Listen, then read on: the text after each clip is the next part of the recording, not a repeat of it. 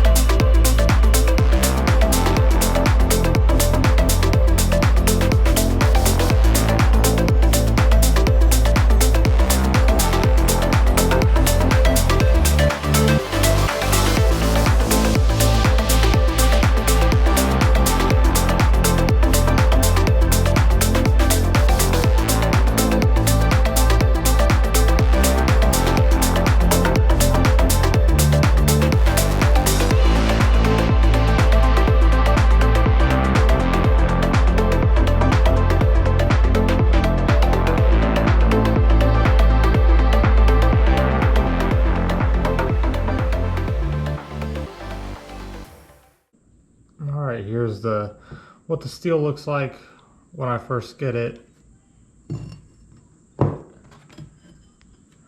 And this time I soaked it for a full day in a vinegar bath, so hopefully using the flat disc to get it down to bare metal won't take so long.